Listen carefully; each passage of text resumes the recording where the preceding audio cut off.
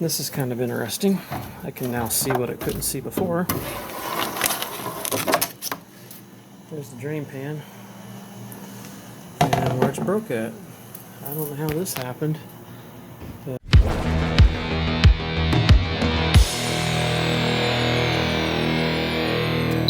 alright, so we have us a water furnace here. I found a leak the other day down there on the valve. Well, as I'm here for a water leak, and we have got water leaking from somewhere in this pan.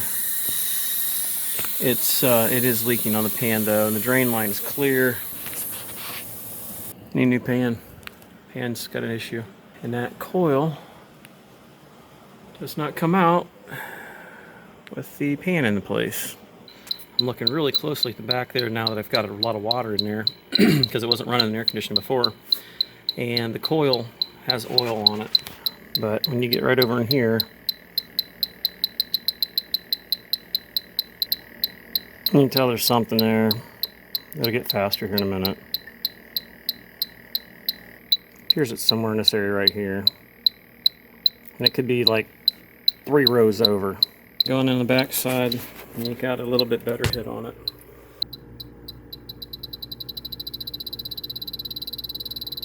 Right there. That's where she's at. Alright, so we are in super mode. We are showing off the Inficon Stratus. Problem is, it's just such a small leak.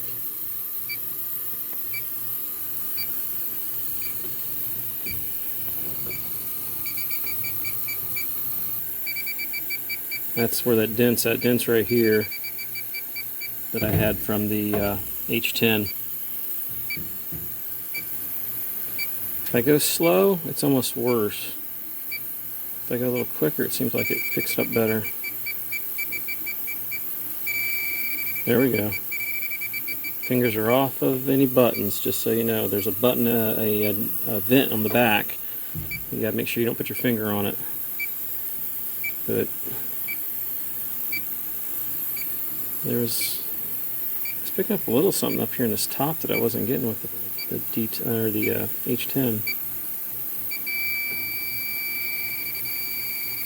Yeah, it's got something right there it don't like. And it's going full bore. Now, out of curiosity, let's go ahead and put this thing into the parts per million mode. This is not as sensitive. It's really made more for narrowing it down in contaminated rooms. But lucky there. Turn it this way a little bit.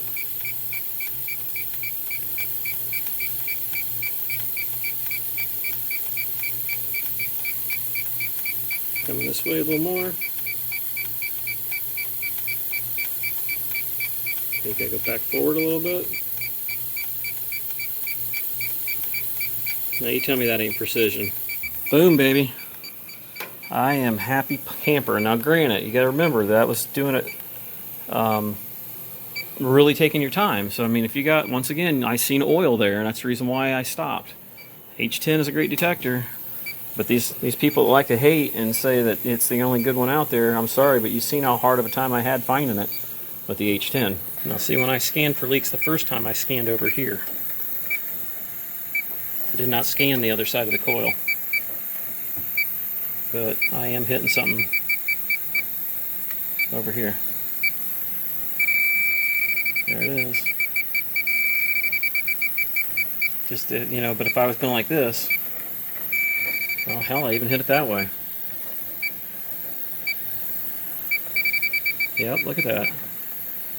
I don't know. For some reason, it seems to be doing a lot better today than it did that other day. The original reason for the call out here was the water on the floor, and I found a leak down below here, right beside the reversing valve, on the little tube that goes to the ends of the reversing valve that pushes the slide one side or the other.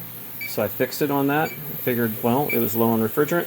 The system ran a lot, and that made the loop get colder and colder, and thought it was sweating through here because you can see the insulation on there is pretty wicked. It's kind of wore out, and figured it was from that, because if you look at how it is, it's trailing. Looks very much like it's coming from the geothermal, but unfortunately, this time when I did it, I went ahead and ran some water in a pan. Even though I flushed it before, This time, as I ran a continuous flow of water in there with a garden hose and an attachment, I was able to get water to come out from underneath that pan. So since we're going to need to replace the pan, now technically we should replace the coil. We'll get both things done at the same time. Yeah, you're right. We better do the D-TEK 3 to prove that it is just as good as the Stratus and the H10. Here we go.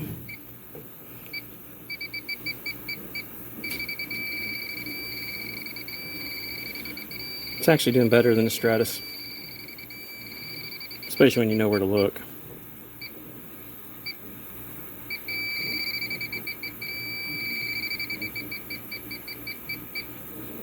Knowing where to look's half the battle. So there's that side.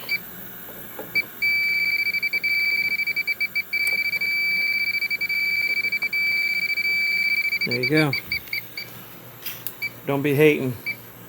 Check her out. Inficon D-TEK 3. Get you on.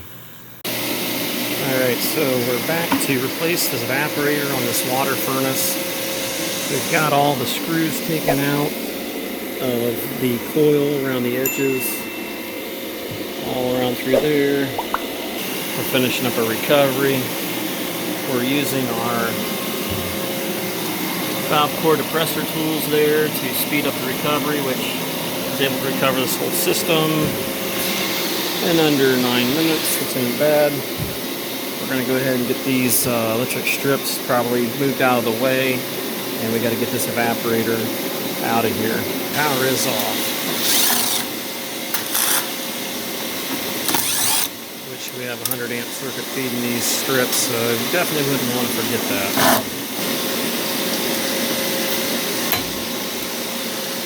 We might be able to get this out without having to.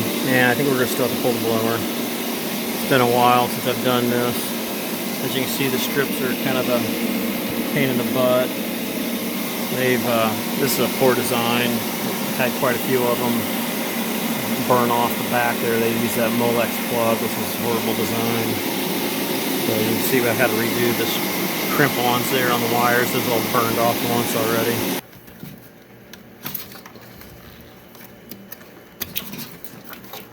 It's just hooking the back here in the back.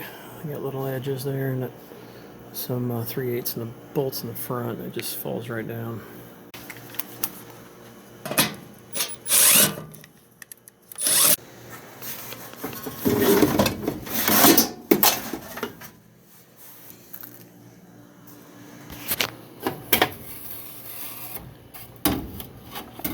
Probably just unhook that, get that out of the way, it'd be a lot easier.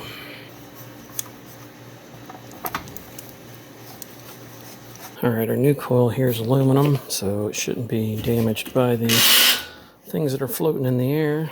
Alright, we got that cleaned up, used the wire brush wheel and got that freaking foam tape off there. We went ahead and cut out a patch in the insulation so that we can sweat that out without burning it.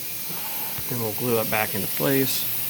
Right now we're purging nitrogen through to clear out any residual refrigerant that might have been left in there and get all the oxygen out. So I ended up unbrazing the suction line first because the nitrogen was purging through the high side, and then did the high side last, so that's undone.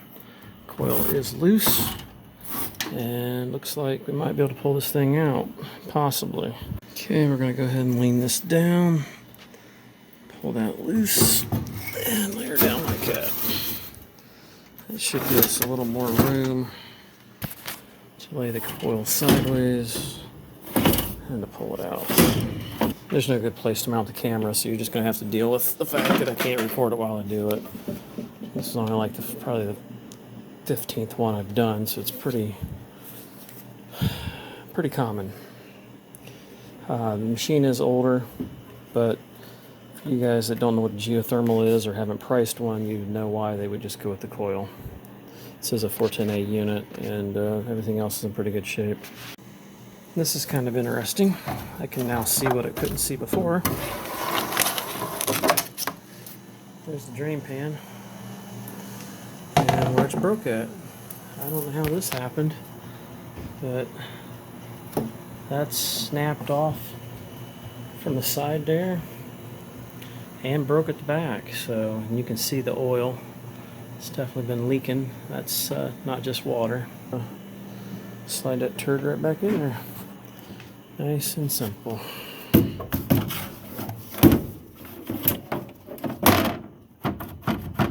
So just make this baby go right in there. 1, 2, 3, go. So there was not a minuscule amount extra to work with. You had to have that absolutely dead perfect right up against the frame and talk very, very nice to it. Wasn't fun, but I was able to get those screws in there and there and there. It'd been kind of nice if they would have gave me the exact size.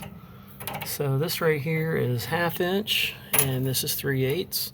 7/8, 3/4. So we're gonna have to sleeve this thing to make it fit in there correctly.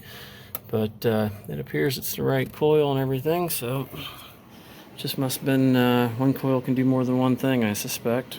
I have no idea. Not an engineer. Don't play one even on YouTube. So we're gonna go ahead and get that sleeved and get that on. I went ahead and went out there and did me up a fitting. So I went from 1/2 inch. I had to swedge the softer copper looking side because when I swedged the factory side there, it split it. So we've got a piece of 3/4 there, or 7/8 I should say, and we're sleeved right into it. It's all cleaned. Go ahead and burn this in. We got the torch running, just purged it, and now we're running on braze mode. I was able to get all the way around the back side without burning the crap out of that metal, which is why I had to cut that a little bit wider again because that coupling pushed me over. But inspected with the mirror and everything's good to go. Got good penetration all the way around. So we need to put this filter dryer in, which they sent with the coil. This was where they hit it at, and it's in the best places to find it. So we got to get the sensor off there and get this wicked, nasty foam crap off. I was able to suck the solder into the TXV on this one side here. As you can see, there's no real good room in there, but it pulled in there to it. There was such a goober on it from whoever did it originally, which I assume might be the factory, because that dryer that was on there looked kind of original. It was really rusted. We were able to just use what's on there because you couldn't really put the dryer into place and add rod and make sure it don't spring off and everything else at the same time. So that definitely is not going to hurt having a newer one on there. Alright, so she's getting evacuated. I'm going to go ahead, while we're doing that, we're going to go ahead and get this all insulated.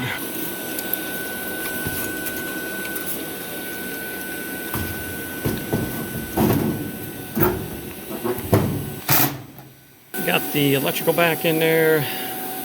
Tighten these up real good, along with the straight heads. Had to put a few more crimp-ons on there that was broke off. Got the ground hook back up. Just got to get the blower in there.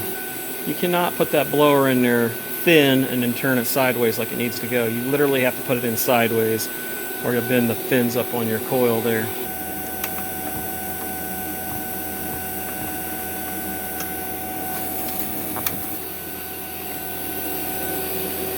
Power for the blower here. Now what's kind of interesting is you've got the speed control here. You also have a speed control back here in the back. This one in the back comes up to an IntelliZone controller. So what worries me is if I was to hook it up, they might have issues. That don't look kosher. I don't know if there's a reason why they have it unhooked. If there was a problem with that zone board, no one's marked it and said. So unfortunately, we're just going to hook it back up the way it's been because it's been working that way. Gotta get a new ground lug on there. Alright, so we was able to get that ground wire there on the lug. No thanks to this mess of wiring in the way, but we got it on there. Got it down there and it's in place nice and tight. Got thinking about it. With that being isolated with rubber feet and 50-50 chance of the copper touching chassis somewhere for ground, and the aluminum being the softest metal in here, chances are, if that compressor shorts to ground, they were afraid that maybe the place where it would ground at would be through the coil, and it would blow a chunk out, and then you'd blow the refrigerant all out. It's going to go to the shortest path of resistance, which is straight down there at the feet. So we've done the valve off test a couple times. It's gotten down to as low as 400 area, but keep rising, which the oil has refrigerant in it. Probably has a little bit of moisture, which is the whole reason for the filter dryer. So we've got that in there. We're going to valve off, get this thing charged up, and make sure it runs. Let the filter dryer do its job. We got her valved off. Got to purge our hoses here a little bit. Oh, that's nice. Nothing like a lot of oil residue blown into the air. That way you can breathe it. Sure it doesn't cause cancer or anything.